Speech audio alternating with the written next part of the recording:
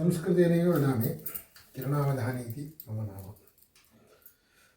अस्मत्पूर्वजाः इतः सहस्राधिकवर्षपूर्वं शङ्कोटि इति ग्रामे तत्र वासं कुर्वन्तः आसन्।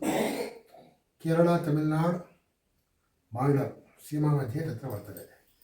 तत्र वेदशास्त्राणाम् अध्ययनं कृत्वा स्वजीवनयापनं कुर्वन्तः आसन्।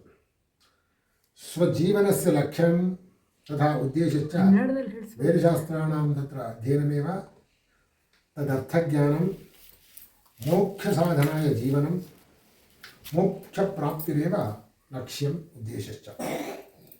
सर्वदुःखपरिहारः, जन्ममरणादिभिः तत्र मुक्तिः, एतदेव जीवनस्य तात्पर्यम् उद्देशः लक्ष्यमिति कृत्वा तद् वेदज्ञानेन शास्त्रज्ञानेन लभ्यते, तादृशरूपजीवनेन तत्र लभ्यते इति कृत्वा तदर्थमेव जीवनं कुर्वन्तः आसन् अस्मत्पूर्वजाः।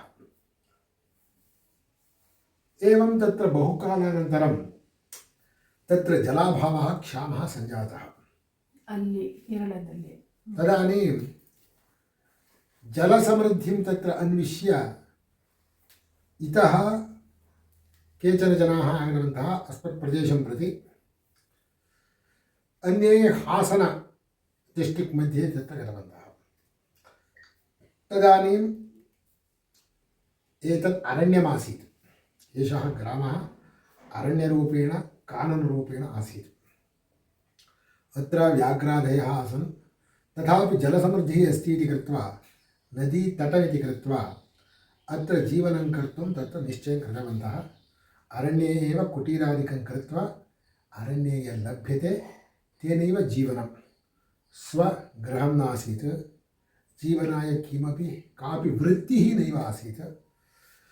तथैव जीवनं कुर्वन्तः आसन्। तेषां लक्ष्यं वेदशास्त्राणां रक्षणं तथा वेदशास्त्रैः उक्तरीत्या जीवनं, तद्वारा मोक्षप्राप्तिः, सर्वदुःखपरिहारः, जन्ममरणाभ्यां मुक्तिः।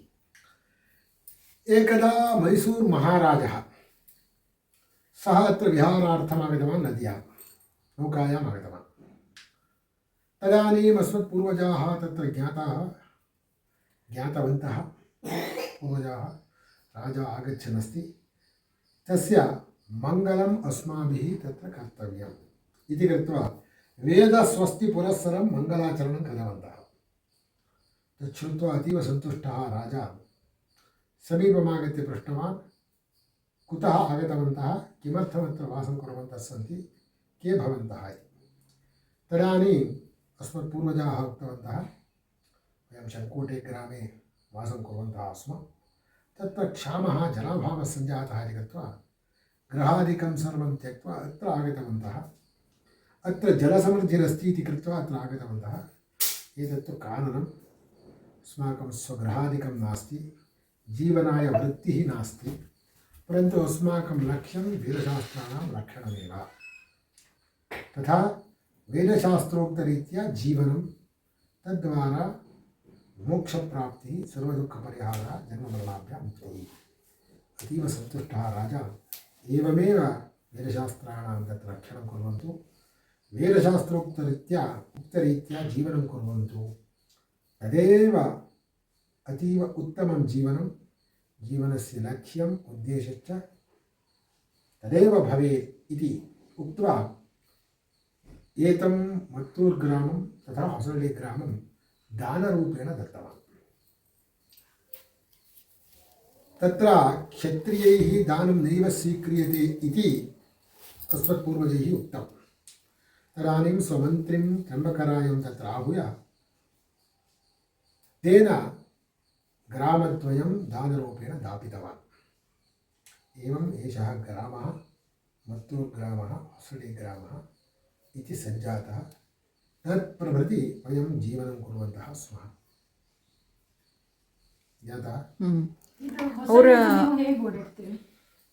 अत्र घर्मकाल ಇದೆ, ಬೇಸಿಗೆಯಲ್ಲಿ ಇಲ್ಲಿ ಒಂದು ಕಾಲುವೆ ಅಂತಿದೆ, ಅಲ್ಲಿ ಹೋಗ್ಬೋದು. ಬೇರೆ ಟೈಮಲ್ಲಿ ಇನ್ನೊಂದು ಸೇತುವೆ ಆಗಿದೆ, ಅದು ಇಲ್ಲಿ ನಮ್ಮ ಪಂಚಾಯತಿ ಆಫೀಸ್ ಪಕ್ಕದಿಂದ ಹೋಗುತ್ತೆ ಹಿಂಗೆ ಹೋಗಿ ಅಲ್ಲಿ ಅದು ಅರಕೆರೆ touch ಆಗುತ್ತಾ? ಹೊಸಳ್ಳಿಯಿಂದ 3 ಕಿಲೋಮೀಟರ್ 2 ಕಿಲೋಮೀಟರ್ ಆ ಕಡೆ ಟಚ್ ಆಗುತ್ತೆ. ಅದರಿಂದ ಬಲಗಡೆ ಹೋದರೆ main road Thirthahalli Shivamogga road ಅಲ್ಲಿ ಮಧ್ಯದಲ್ಲಿ ಸಿಗುತ್ತೆ.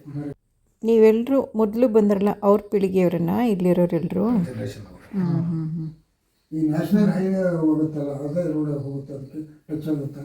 ಅದೇ Thirthahalli Shivamogga road national highway ಅಂತ ಮಾಡಿದಾರೋ ಏನೋ ಗೊತ್ತಿಲ್ಲ.